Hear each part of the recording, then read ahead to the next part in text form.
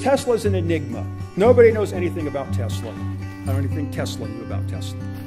So at any rate, because he's an enigma, you can attribute anything you want to the name of Tesla and make your own fantasy out of it. The most notable in that was Tom Bearden. That twisted the whole thing into a complete mess, created this giant, fantastic conspiracy that, that everybody rallied around. And it did a very effective job of making it impossible to understand how Tesla's stuff worked, which is actually basic. Well, what's the conspiracy about Tesla? What sort of thing? Oh, the Soviets had the Tesla scalar beam and all this and that, and the HARP weather modification, and all that stuff, just pure garbage. Yeah. Pure garbage. Yeah. And you just looked at that. Well, that's my world. Yeah. So you're I mean, with these things, I live in the ionosphere. Yeah. I know what the sun is doing every day. I know what the ionosphere is doing. I know what everything's doing because I'm part of it. I live outside, and I have an advanced sensory system where I can pick up the stuff that normally only the animals can pick up. Could you explain a bit about your theories without being incredibly scientific, because I would probably just misinterpret them? Well, it's not my theories. It's it's the theories that have been established by, the giants in this area. Yeah. And what I've done is most of them didn't finish.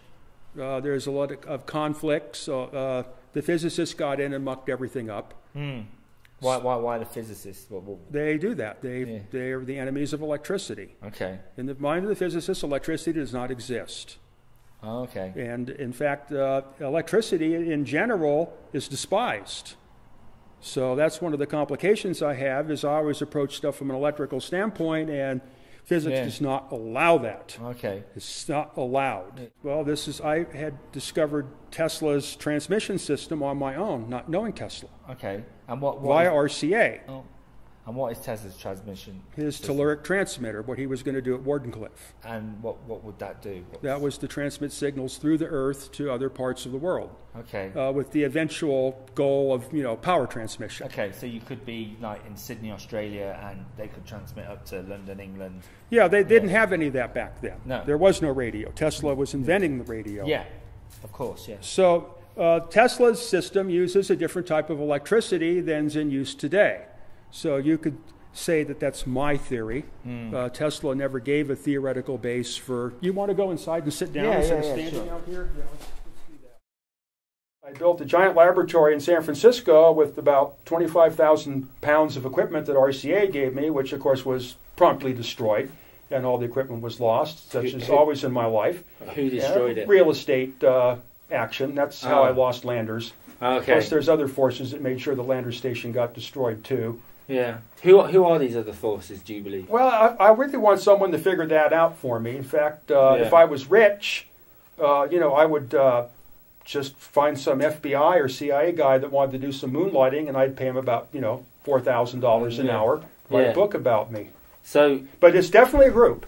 And they have assaulted me before and told me to my face that they are an organized group. And when I push hard enough, because I'm pretty tough to deal with. I can imagine. You're not a person to be easily riled, and you don't want to be. No. But so who was this? Sneaky too. Yeah, sneaky. Yeah. So watch your back. You better have eyes on your back. Yeah. So a person came to you and said, "We know what you're doing. We don't like it." Yeah, it was up there in Bolinas. Yeah. But at any point you've thought, maybe I shouldn't be doing this, or is it? Well, I can't help myself. Just like you can't tell.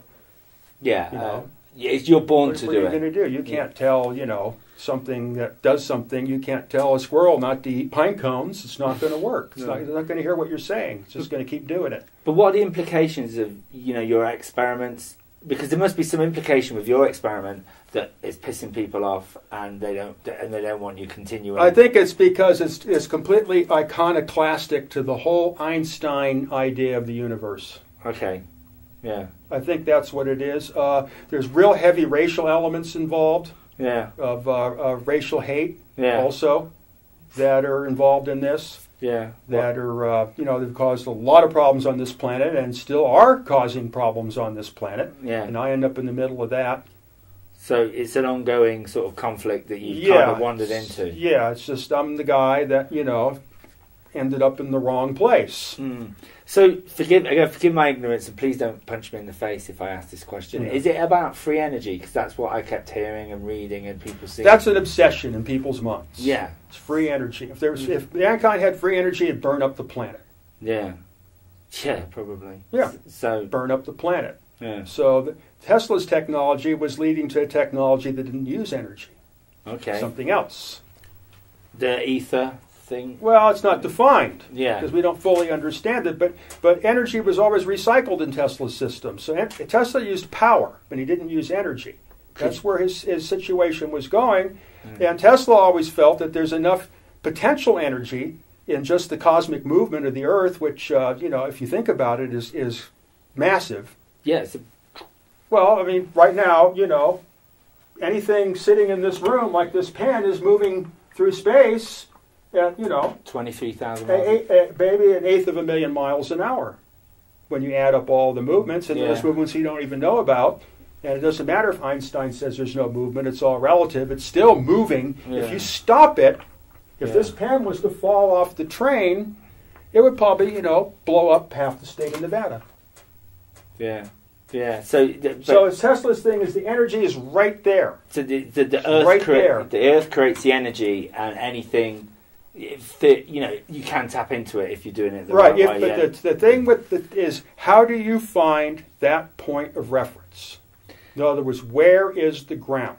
Yeah. Where do you throw your anchor overboard to latch on? That's the question. That's in physical theory. That cannot be addressed with any ideas of dimensions or any of that stuff. And the Einsteiners flat out say that cannot exist. But the Tesla system works on that principle. Okay, so that's how the Tesla telluric transmitter works. It's very simple. If you're transmitting into the ground, what are you going to ground to? Well, I have no idea. The moon? Yeah. See what I mean? Yeah. What are you going to ground to if you're transmitting into the ground? So you can't have two terminals, because there's nothing to connect the other terminal to. So he came up with a monopolar system that's self-referencing. It finds its own reference point. Okay, yeah. So constantly it finds its own reference point. It works against that reference point. Now, what we consider reference, Earth or ground, is not reference anymore, because the reference is taken from another point in counter space. And then you can push against that. It's like me pushing against this desk without my chair going backwards. Oh, and it's just... He accomplished that electrically. He didn't understand it. So it took me to figure out that that's what was going on. Tesla did not understand that he had devised a monopolar electric technology. So was there a eureka moment for you? Was it that time, when you were transmitting through the ground to your friends? It took about 30 years after that. So a bit of time. Well, I did not have that theoretical knowledge then. Yeah. I was lucky enough. There was 3 books I was studying at the point of going from the high school into the Navy. One of them related to what the Navy was doing. Another one related to substation work, circuit breaker design and all that type of stuff, vacuum tubes, plasma type stuff. And then a third one was also a power line and substation, and it dealt with these exotic waves that flow inside transformers that there's no theoretical basis for. So I learned a type of mathematics that is not normally available in the education system, and it gave me the edge on it. Yeah. So when my lab got destroyed in San Francisco, I had gathered a few pieces of debris, and I was lucky enough that the coil that I had used to do the experiments in high school was there intact.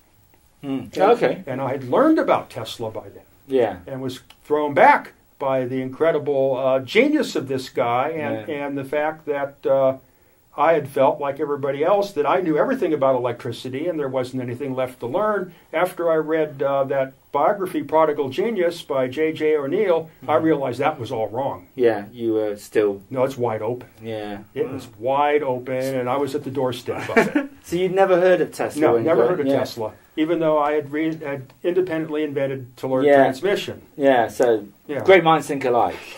Just jumping ahead a bit, do you feel... perhaps that you could actually die. You know, I'm not saying you're going to die, and all your work would die with you. And there's no interest in any of this. Yeah. This is just for my own gratification. Yeah. So, I'm writing a whole book on alternating current theory here. I've been beating my brains on it for a month. No one has ever gone to this mathematical depth in the alternating current theory, but nobody's interested in it. No. How can you write longhand? Because you don't use email and No, there's no need to. No. Okay. It's meaningless to me. Yeah. So you're kind of not modern in a way, if you see what I mean. I'm somebody from the 16th or 17th century. He's just got a lot of electricity. So I'm not from this world. Yeah. If you go back to the time of Martin Luther or any of those people, that's the world that I come from. Yeah. That's the world I was raised in. Yeah. The European ancestors, the whole thing. This is, to me, this whole episode is it's all a Twilight Zone. Yeah. Every time I walk out that door, it's horror. Yeah. So if you grabbed Newton or Leibniz or anybody off the street, back then, and put them in a time machine and dump them out here on the street corner, their brains would explode on the sheer violent insanity of what's around them. Mm. Yeah, it's not too good, is it, really, out there? Yeah, and then when you live in the forest and you come back out, then it all becomes glaringly evident. So, were there quite large gaps in your research? Because if you're living in the forest or in the desert, it's going to be very difficult to carry on with it, isn't it? No, it's easy it's all mathematical. Oh, okay, of course. That's all mathematics. So, were you always looking... See, this is all... This stuff that I derived most of this by experiments in the front seat of my car. Of course, the car, sorry. Yeah, right. Forgive me if I sometimes... Well, when I didn't have the car, I used park benches in coffee shops. Yeah. So this stuff... that's out on the internet now that's attributed to Borderland actually was long before I got involved with Borderland. That's the stuff I was writing on park benches in Golden Gate Park in San Francisco. So tell me a bit about Borderland. How did you get involved with them in the first place? Well, they got involved with me. So what was going on at the time is there was forces in action to make the Integratron work. And what is the Integratron? That's a long story. Is it possible to say it in a paragraph? The Integratron it was as a rejuvenating device. Oh, so you can make people younger and stuff like that? Yeah, it would regenerate their body. They have the same vitality they had at birth. Okay. Allegedly. Yeah. Allegedly.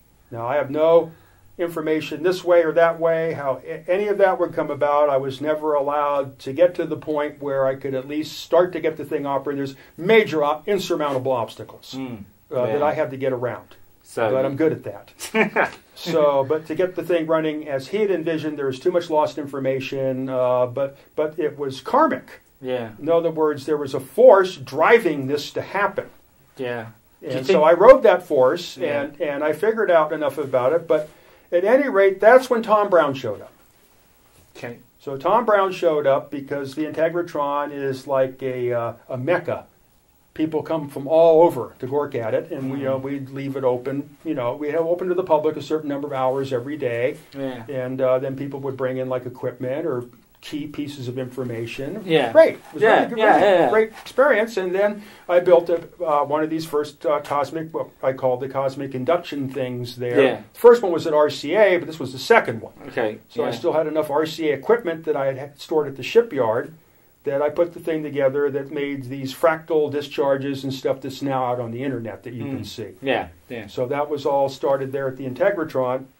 Well, and then the persecution from this group or multiplicities of it. Yeah. There's two organizations in particular that seem to be at the root of it. One is called Greenpeace. Okay, environmental. Yeah, they're not environmental. They're a Soviet spinoff from the Khrushchev era. They're an anti-Navy organization. Okay. Yeah, that's the purpose of Greenpeace is to harass the United States Navy. Okay. And to perform surveillance and do all kinds of, communist-related things. They're enemies of the United States. Vowed enemies almost. And then another one is Commonweal, which is a neo-pagan organization trying to bring a goddess demon into a controlled entity on the earth, and they're a spin-off of Hillary Clinton and the Global Initiative. Yeah, you do realise that this can sometimes sound, to the normal sort of layperson in the street, kind of quite out there, sort of thing. Well, that's their problem.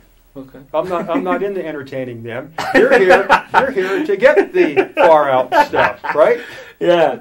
So Well, yeah, we didn't come to watch you do your dishes. Right, yeah. You hear me talk about, the problems with my car.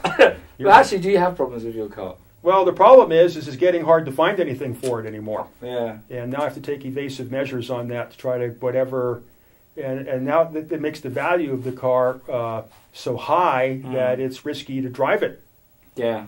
So you're almost scared to take it out in case some idiot bangs you, and then you. And all my spares are gone.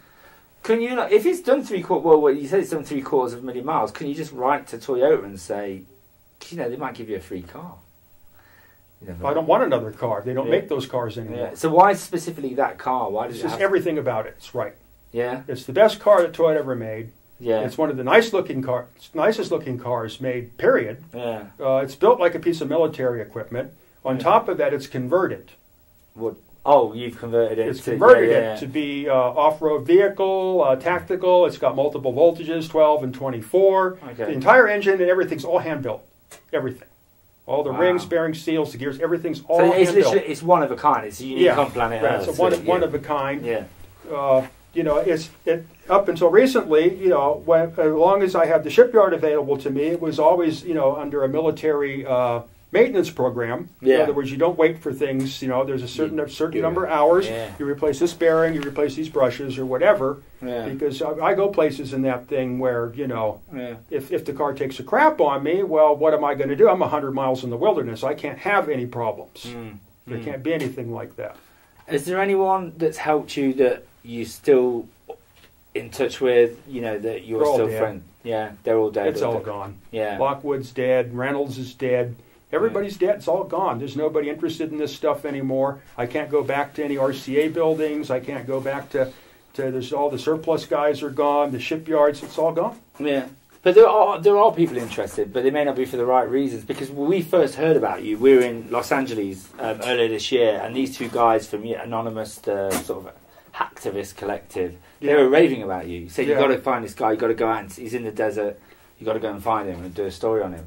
So, and they were really into it. Yeah. But sometimes I think people think you are something what you are not, and what you are doing. Well, that's what we got started with, was this whole free energy thing. Exactly. They want to put me, that I'm free energy, this or that. Well, that's not really what I'm into. I was for a while. Yeah.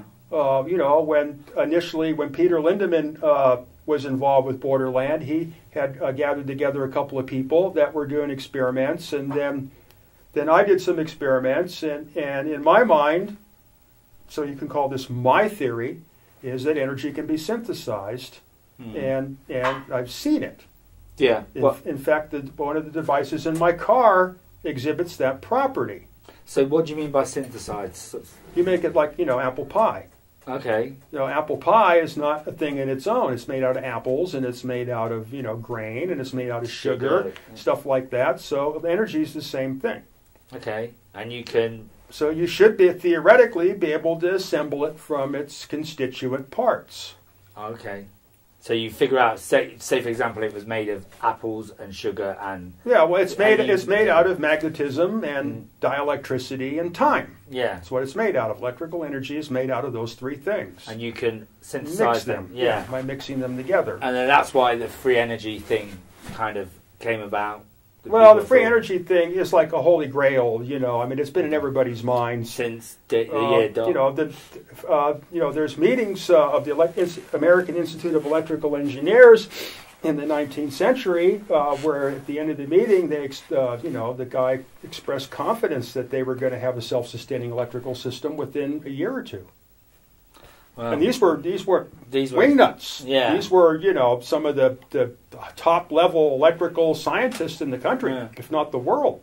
Do you think... Tesla was there, Steinmetz was there. They were all together having a party. One of these AIE meetings, I forgot what year and month it was. It was one of the most stunning things I ever read, to see there was a point where these people actually had all gotten together and were in conflict. Yeah. And had got themselves all whipped up into some kind of...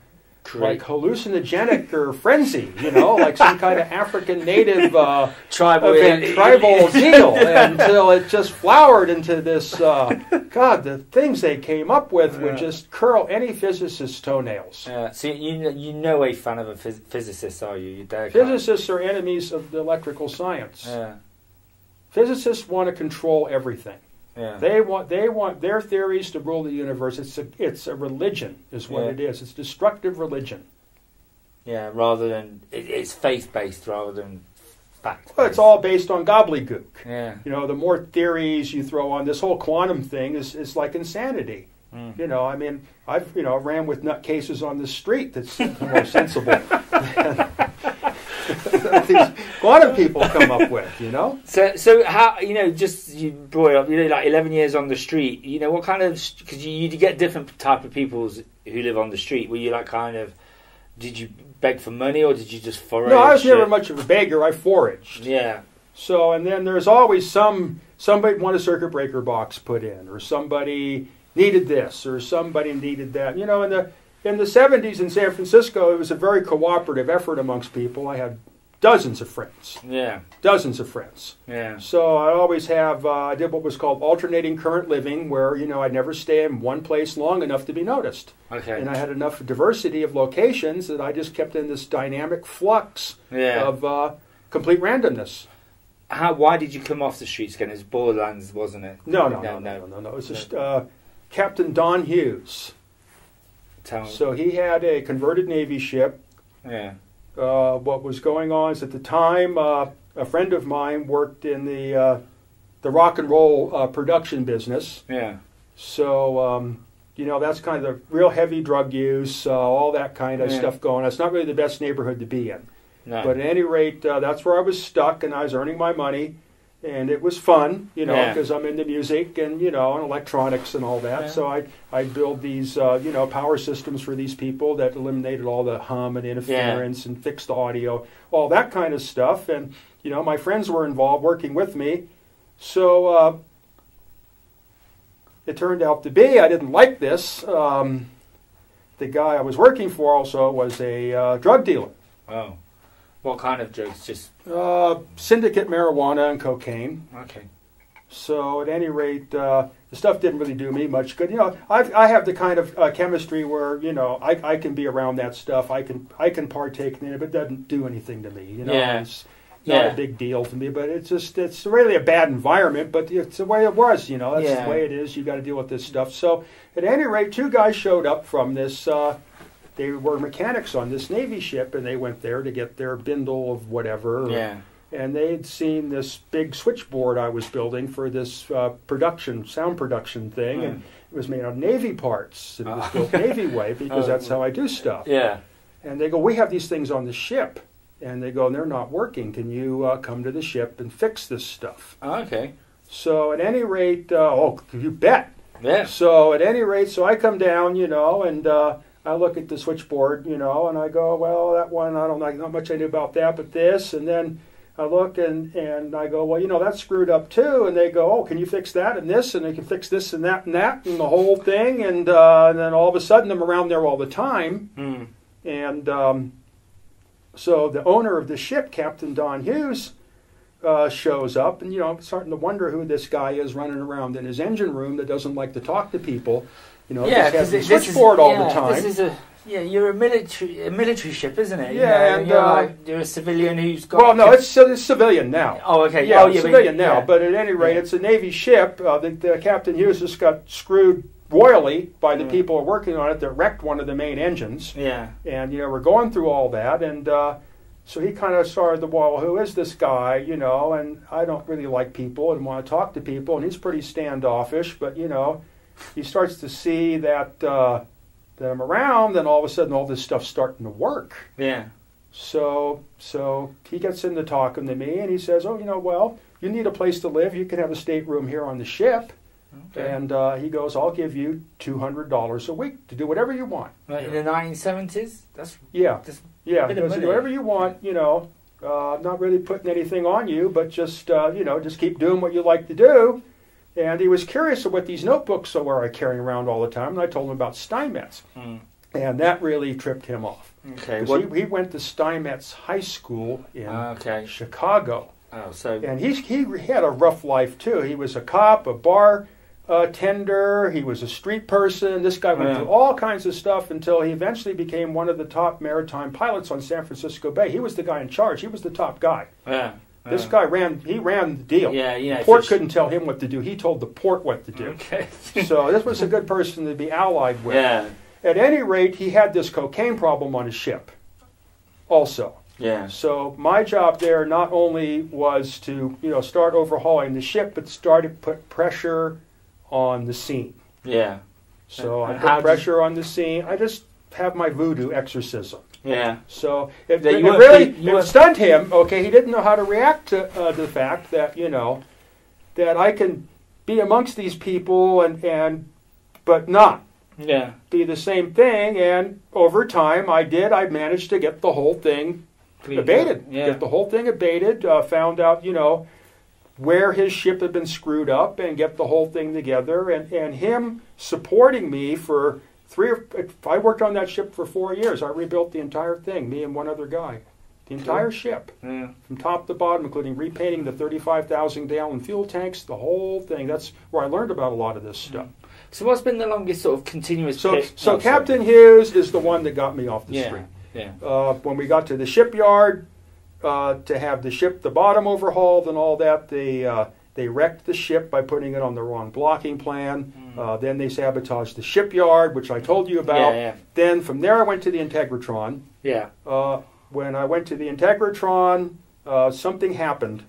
Lockwood brought me to Los Angeles to start introducing me to the key people of that era, one of which was a very famous person at this time named Bob Beck.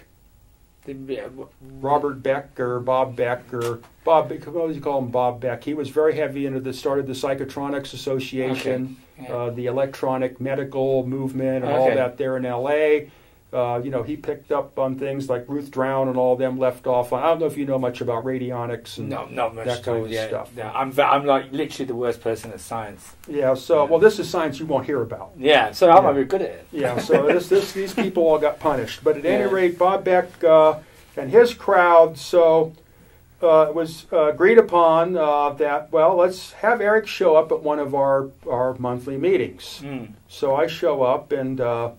they have everybody introduce themselves, and I introduce myself, and I say I'm engineer working for the Integratron. Everything came to a screeching halt at that point. Everyone turned around and looked at me like Jesus had just arrived. Oh, okay. Yeah. And how did that... Whole thing stopped. Yeah. I was, pulled up to the front. Chalkboards and pens and whatever was all provided me, and I went and gave totally, out of my head, gave a 2.5-hour lecture on the whole operation, and that is what changed my life. Then all of a sudden I became famous. Yeah, you were some genius from the...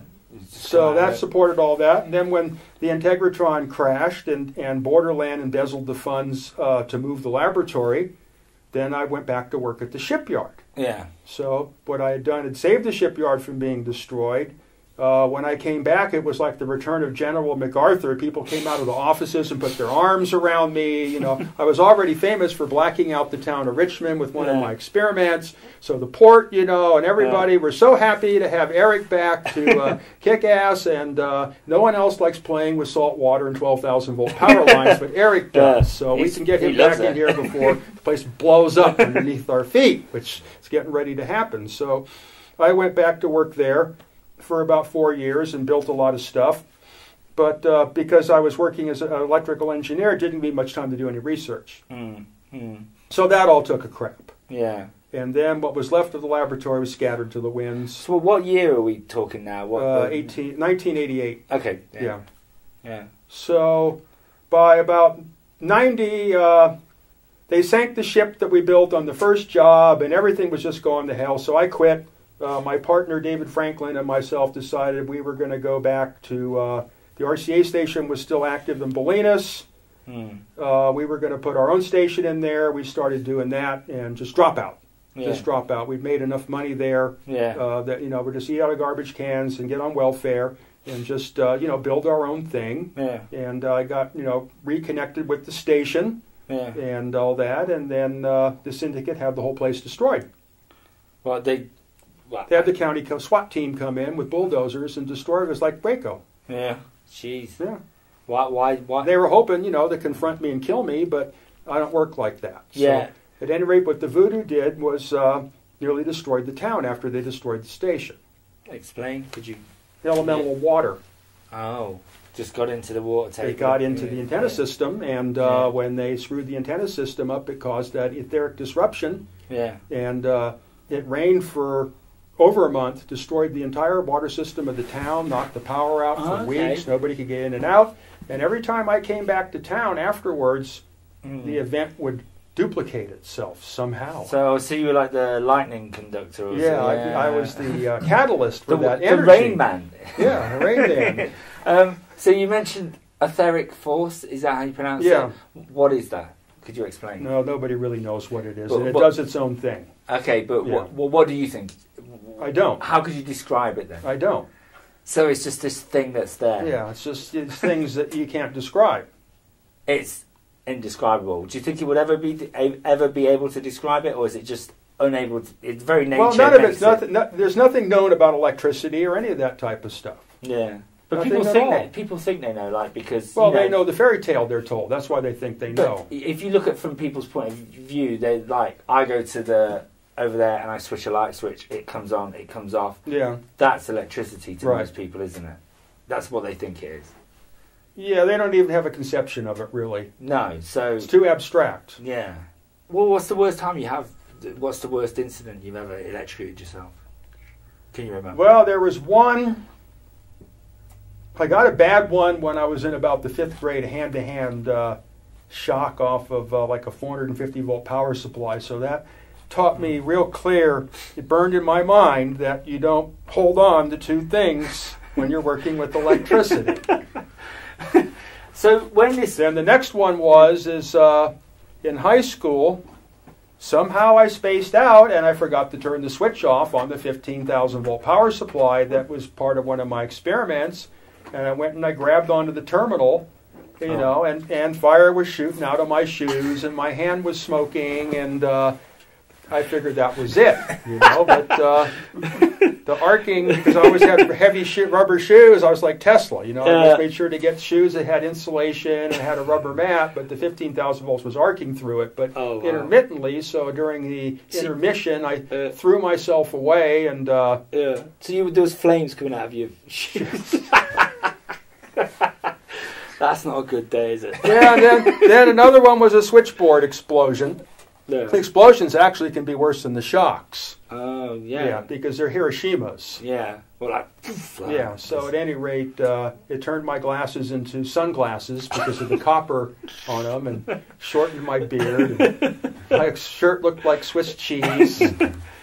So have you, this is a bit of a personal question, so you can tell me to piss off and all that, but have you ever had a long-term relationship with, a significant other, like a partner, like a love partner sort of thing? Not really. No, it doesn't happen in feral life. No, did you regret that? No. No, actually, it's a great advantage. Could you explain? Well, then you don't get pulled down. No. Yeah, you can do whatever you want. So how, if you had to say on a scale of 1 to 10, how driven are you? What do you mean? Driven in your work? Because it seems like you're incredibly driven, because it's like almost every bad thing that could happen to a person has happened to you, and you just keep going. Well, it doesn't matter how many times you whip a coyote, it's still going to eat rats. Okay. That's just the way it is. Yeah. That's just, it's not like it used to be. I really have lost pretty much all interest. I don't have the energy I have to build complete radio stations from scratch anymore. Materials aren't available anymore. How come? Just they've stopped producing. It's not available. Yeah. So like my car, there's nothing available anymore. You can't even get simple things. You can't buy stuff that works anymore. Yeah. It's the whole thing is collapsing. Yeah. So there's nothing there. It's like being on another planet. Mm. So when these guys who we were talking about earlier approached you, were you excited? Were you happy that someone had... Who were you talking about? The ones who made that documentary, David and then Mohammed, and then when they said we're going to raise some money on the internet. Well, I don't know. The whole thing is I was against a lot of it right from the beginning because I wasn't part of it. Yeah. So what had happened is there's some crazy guy I know over there in Lone Pine. Usually so much of a nutcase, I can hardly even visit him, but he's into the same stuff I am, so I go over there, and I'm trying not to get this guy tweaked out on me, and he's all tweaked out over something, and he's going, you got to see what's going on the internet. Your name is all over the internet. Your name's all over the internet. They're this and that, and I look, and I find all this stuff is being done in my name, and I don't even know about it.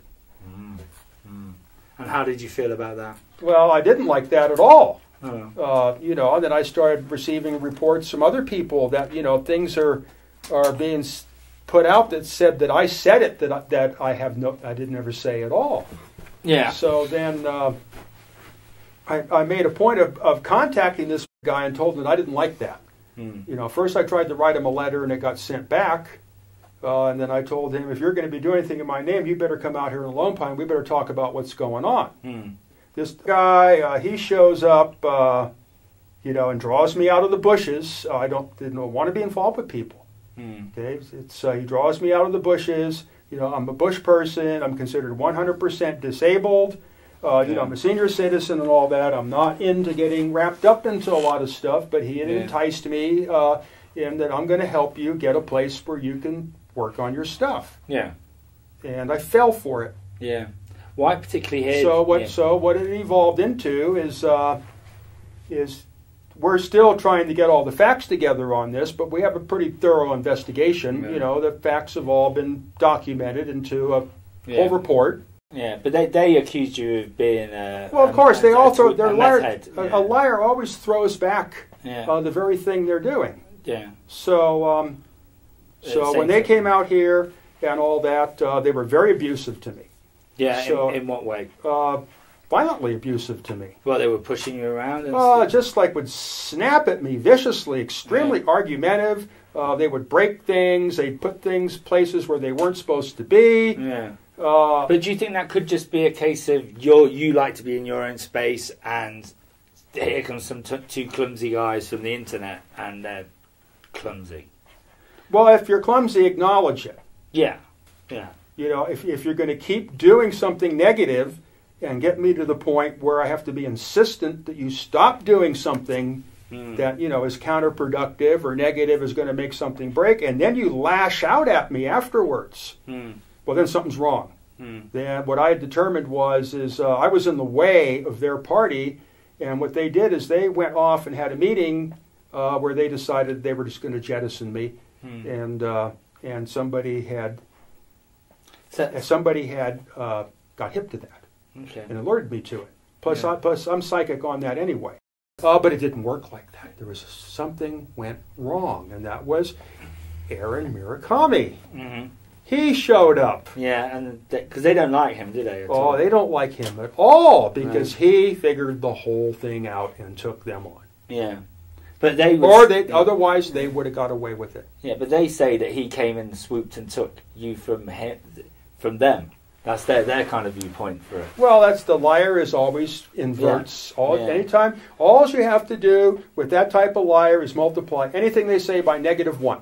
It's that simple. It's beautiful. You don't have to use any complicated sines or cosine functions or logarithms or Bessel functions or probability tables. It's easy. -1. And there you are, the truth. Reverse. So how come you're still here, though? If this is the building that... Well, I don't know. So, I mean, well, here's what I've done, okay, is I formed an organization, research organization. They had attempted to hijack the organization. It's not successful. So the organization is trying to hold itself together. But as far as I understand, I have until the end of the year, and then this is all just going to be pulled out from underneath me. So I'm taking measures for that now. So where are you going to go on to? Obviously, if you don't want to tell us, Well, I'm just going to go back to the bushes. In fact, that's what I'm going to do as soon as you leave anyway. Yeah, you're just going to go back in the bushes. Yeah. So unfortunately, I will lose the last of what I have. But why don't you just stay till the end of the year? Well, I'm using the place to the end of the year. Yeah. For whatever, but it's too expensive to keep this place heated. Yeah. I don't like living inside. It's not healthy. No. The constant, boom boxes and roaring devil trucks and the diesel fumes and it's not, I'm living in my cell. Yeah. That's not the way I live. It's not healthy. Do you sleep in here? Yeah. It is a bit cell-like, isn't it? It's very cell-like. It's like, get to your desk and work, then get to sleep. Oh, yeah, there's the bed. Right. Well, it's quiet in here. Yeah. And then there's supposed to be, you know, like I had at Landers, there's supposed to be a whole row of racks back here that have all the signal processing equipment and the oscilloscopes, but I have to find all that stuff and build it again, and it's a slow process. So, because from what I understand, and I could be completely wrong, they raise like all together because someone put in some money from their house, like $90,000. So where's the money gone? Do you know where the money's gone? Well, a lot of money was spent on trying to get this place fixed up. Okay. And then the contractor botched the whole thing. Okay. Everything. Yeah. Everything. Right down to this is not soundboard, this is ceiling tile. So it can't be kept clean. Okay. They forgot to put the RF screening in, so we had to put another wall over the existing walls to put in the RF screening. Okay. Is this like a Faraday cage then? Well, Faraday cage is a misused term, but but it would be... You see what I... Yeah, it's a screen room. Yeah. Screen room. So basically you got the worst contractor in mid-Nevada. Yeah, used it. the worst. Yeah. All the plumbing leaks, the hot and colds backwards. Yeah. You know, things aren't finished, they're crooked, the workers stole tools. You know, I mean, it's just welcome to America. Yeah. That's just the way business is now. So they just left. One day they upped and left. And well, left they can only you. spend so much money on them, so that turned out to be a big chunk of money, about, you know, probably to the tune of $40,000. Mm-hmm. And then, you know, the building had to be initially purchased to the whatever level. Yeah. I mean, it's not purchased, but, I mean, that had to be, payment thing had to be, that wasn't cheap. And then on the internet, $30,000 was raised, which basically cleaned up the rest of the deal. Painted the front of the building, got the equipment that I have now to do the Tesla coil work with, you know, the spare car, that type of stuff. Get everything, you know, paint, whatever, desk, all that kind of stuff. Get this place. But it's still, $25,000 is still needed for the electrical system, and another $10,000, $15,000 to finish the front office, you know, there and all that. And my associate in this organization and a good friend of mine does this kind of work, so he's just going to come here. And he came in and he put all this together after they messed it all up. Okay. So he's just going to, you know, continue with me on this. Yeah. But at this point, I don't want to invest too much in here just to have it taken away. Yeah. We got another operation going somewhere else on the San Andreas Fault, which is, you know, which is kind of where I want to do something. I've got a government thing going where I'm trying to establish my own thing here, which I call Area 52. Could you explain? It's a secret thing. Okay, so you can't explain. Yeah, I can't explain it. It relates to the Telluric project. Okay.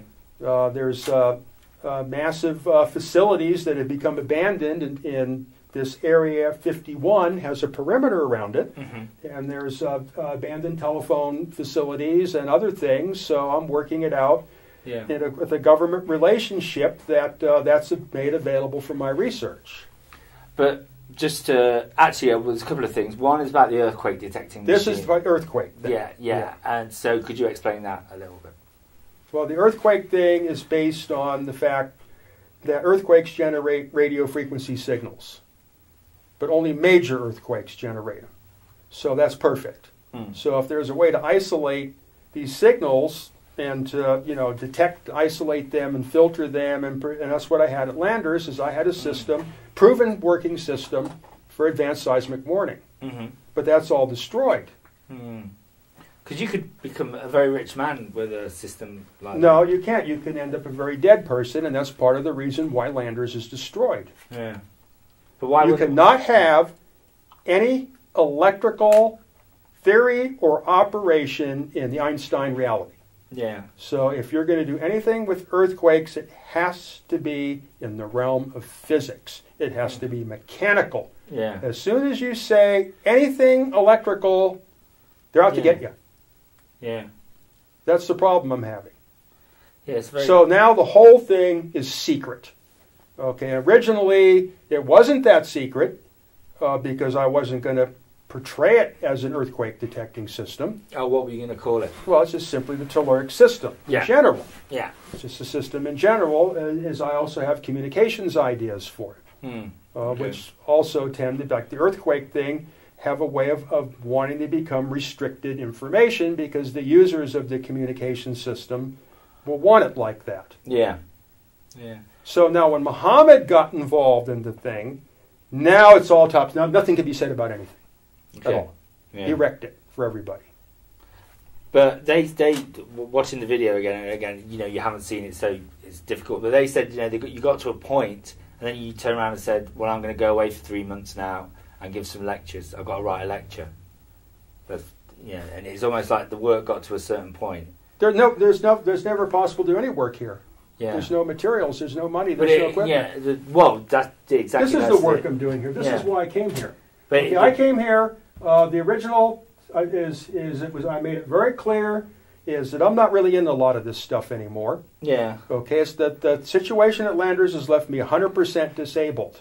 Yeah. On top of that, it's basically it's no way I can function in society anymore because of the psychological damage that's been done by all this stuff. Yeah. So that's been determined is that I'm disabled and I get disability out of it. Okay. And that's how I keep alive in the car. Yeah. So there's basically so the situation, I made that very clear. Yeah. Very clear that there is going to have to be some kind of massive recuperative effort to get me to the point. In fact, on top of that, I'm 61 years old. Okay, I don't have all that get up and go that I did with 19, to stay up for 30 or 40 hours, building entire radio stations from scratch. That's not happening anymore. Right now, my research is mainly along the lines of the Pythagoras stuff, which is so far removed from anything that anybody can think about today that there's no point in even talking about it. Okay. But it's heavily involved with music. Yeah, the back. Yeah. Or Bach, sorry. Bach, yeah. Yes. So at any rate, that is why this room is built. There's supposed to be a keyboard here. There's supposed to be signal analyzing and synthesizing racks here, which is also tied in with the earthquake thing, because that also works on a musical basis. Okay. Yeah. So that was the idea, was to put that together, and then if the materials could be found, like these big AM radio transmitters, then was to try to duplicate the thing I did with the musical discharges and all that type of stuff. But that's a long, drawn-out process. So is it, because you said this, that you kind of not get bored with stuff, but you kind of think, well, I've figured that one out, so I'm going to try and figure this out. Is that kind of... Well, I have my line of research. Yeah. So what it is I've done all this lightning generating stuff back, in the days when I was young and all that, and it was easy because RCA and whatever, and I really want to do it again. I'd like to get that thing back together, but I've done that. Yeah. But in order to do that, I have to have, electrical system. I have to have all the radio frequency coils and all that type of stuff, and it's not at that point yet. Yeah.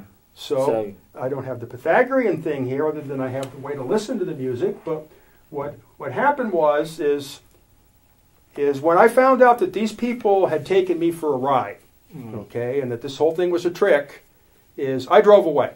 Yeah. I went back in the bushes, and that was it. I had no more interest in anything. Okay, I couldn't even get out of the car. Yeah. Because it must be like you said, just completely. I'd had it. So at any rate, here now I have a commitment to produce a lecture, and it has to be, by my standards, it has to be quality. It's got to be, new material, whatever. So I didn't know. I was going to go on some preform thing I'd already wrote and elaborate on it. So I put out he put out a poll. What do you want Eric to talk about? Well, Eric wanted me to talk about my 4-quadrant theory of AC. Okay. So what I did is I started to go back through my past writings, and and I go, well, people aren't going to understand this. It's all math, whatever. And so I got together with Aaron, and then we got a collection of pictures together, and that helped. Then what I did is I wrote on the pictures, and then I gave this lecture. Well, in the process of putting this lecture together and writing all this stuff here, it turned into a whole book. Okay. And I started finding out all this stuff that, I started carrying on my old mathematics research, and just started covering more and more things, and now that book's done. Another book's in progress. So you're very hardworking. I'm not laying around. I can't lay around. Yeah. I'm not like that. So at any rate, everything I do also has alternate functions.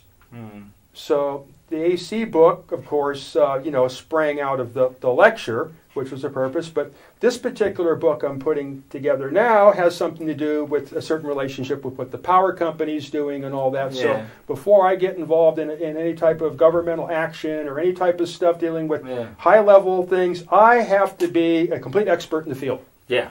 Yeah, before you wade into So it, at any rate, no one really knows where this mathematics comes from. They use it half-heartedly. Yeah. There's a lot of misinterpretations of what's going on, and it's causing a problem for me in that I can't get the proper electricity to run my equipment anymore. Okay, so electricity has changed. Or the power company is turning the whole electrical system inside out. Why? Well, this is what has to be documented and analyzed. And it's most people regard it from a conspiratorial standpoint. Okay, do you? Possibly. And what? Because it's so weird. Yeah, and what would be the conspiracy? Somehow it just creates so much electromagnetic pollution that it's almost like they want the electromagnetic pollution. So what it does is it has incredibly negative response on my instrumentation.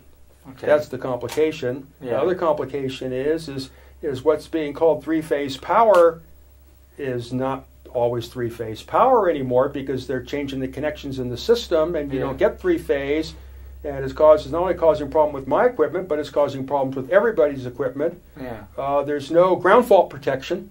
Okay. So the system is extremely dangerous. Oh, okay. The high voltage wires and low voltage wires are now connected together, bypassing the transformer at the neutral terminal, which is even more dangerous. Yeah, that doesn't sound good. It's destabilizing the entire power grid. Yeah. And it leaves it open for enemy EMP attack. Yeah. So it's just it's just right now what it is well, it's actually simple to explain. When you plug into the wall outlet, okay, it's got like a ground pin on it, right? Yeah. Well, it used to. Well, now you notice how these things are all starting to change around. At any rate, it used to have a ground pin on it. But it did have a ground pin on it, like this thing here. When I put my hand on this. Yeah. Okay. That metal wire goes into that metal ground wire and through that metal pipe. Yeah. And then it goes into the center tap of the transformer. It comes out both sides to all the wires in the pipe. Yeah. And the ground rods, and it goes to everyone else's wire in their outlet, and it stops at the transformer. Okay. So when I put my hand on this chassis and that system I am in contact with that metal. Yeah. All of it. Oh. It just happens to be that the potential at this point is neutral, so there's no difference. I'm not getting shocks it's not making interference. Nothing's arcing. It's neutral because the building ground is connected, and we're all part of that. That's what this screen's for, is to establish that. So now what they've done is they've taken the high voltage neutral and the low voltage neutral and jumpered them at the transformer. Okay. So now when I put my hand on this, it doesn't end at the transformer. Now all the high voltage wires on the pole all the way back to the substation are now in metallic contact with my power amplifier. Oh dear. Yeah. So you could. And next is now the substations are getting connected that way. So now your hand is hooked to every piece of metal that is standing on a pole or tower as far as your mind can imagine. Now how do you like that? Not much. Sounds pretty dangerous to me. Now, who in the hell is trying to pull this off, and why? Yeah, money. Is it cheaper to do it that way? No, it's more expensive. It requires more material. Maybe they just fancy blowing some people up. I don't know, but at any rate, I have been commissioned to get to the bottom of it. Well, that's and you're to the make man. a presentation. Yeah, right. Official presentation on the matter, and find out what's going on. There are there's a government official that wants to know why this is. It's part of the Area 52 project. The guy, wants to know, well, why? He keeps asking me why. Why do people do this to you? Why is this wrong? Why is that? And I go, well, these are difficult things to explain. I can't just, it's like trying to explain how electricity works. This stuff's all wrapped in theory and mystery. Yeah, and to explain it to someone like me, you might as well be talking to... Well, I did. Yeah. I just did explain it to you. Yeah, you did it quite well. Yeah. But actually. But you have to explain it simply. Yeah. Yeah, like not with the equations and the theory. Yeah, but the equations in theory are going to, that's how I prove it. Yeah, exactly. And then I have to do experiments. Yeah. Well, the problem is because I've got bogus three-phase here, I cannot do three-phase experiments in my very own laboratory, even though I'm paying for a three-phase service. So how are you going to rectify that? Well, then I have to go to another building here, left over from the old mining days and railroad days. It does have a proper three-phase service. Yeah, like old, cause yeah, yeah. And then I will, I'll talk to the guy. He's the owner of this building. Yeah. And explain to him, that I need to do some experiment. He already knows about this. So yeah. At any so rate, that's what I was going to say. What do people? Do you have much contact with the people in town? Oh no, I just this is all covert. Yeah. And you just see the car's like the Batmobile. It comes out and it disappears back into its hole. So nobody knows what's going on here. Does you drive around with the antennae on? Yeah, it's not that undercover then, is it? No, it's not that undercover, but you don't know what's going on and you don't see it. You don't know when I'm here. You don't know when I'm not here. You don't know what I'm doing here. Well, I couldn't find it. I kind of knew it must be I picked this place deliberately because it has a certain amount, it's something invisible about it. Very much so. Yeah. It has kind of got its own cloaking field. It doesn't exist. Yeah, it's like a stealth building. Right, it just doesn't exist. Yeah, it really was. Yeah. We just... I was driving around. Yeah, I was watching you drive back and forth. I thought, that would give you enough instructions, but... No, you did, because... Yeah, and we had the GPS that kind of got us here, and I thought it's got to be around here, but then... Yeah, well, the sign is what you were looking for across the street. Yeah. But at any rate, you found it, so... Yeah. So, just, again, don't go... angry with me, but I have to ask this question because there was this big accusation of crystal meth abuse. So, could you address that? Well, it's bullshit. Yeah. So what Muhammad did is while he was recording me when I didn't know it, and listening to me talk about my life. Well, those 11 years on the street, everything passed through my body. Yeah. Yeah. That's fair enough, isn't it? Yeah. Rock and roll days, same thing, and Landers, my station, the property, I was overrun with the whole meth crowd. They ran me out of my own place, so if I was going to go back to, my station, I knew it was going to be destroyed. The workload is incredible when you have your own Navy base. Huh? You ever try keeping your own Navy base going? Not lately, no. The equipment gets to be about 20, 30 years old, and you got to climb all your own telephone poles and the whole thing, so, Yeah, that was another. So I had to. So I just. That's what I did. Yeah. And it made no difference to me. There's no addiction or anything. I just drive away, and I don't want any other place than that. I have no interest in that. Yeah, you just used it as a tool when you needed it. Yeah. They really, really went to town on that. Like they made you out. You were like the crazy meth head who's gonna tweak all over. Well, I mean, do I act like a meth head? I still have my teeth, don't I? Yeah, you do. Yeah. And you got very good teeth, probably. Yeah, well, I don't. They're real fucked up. Oh, but, well, they look all right. Well, they're not meth mouth, have you? You haven't got... Yeah, well, at any rate, the 11 years on the street destroyed half my teeth. Yeah. But the fact is because I live outdoors, and oftentimes only a living food diet is I can regenerate my teeth. Okay.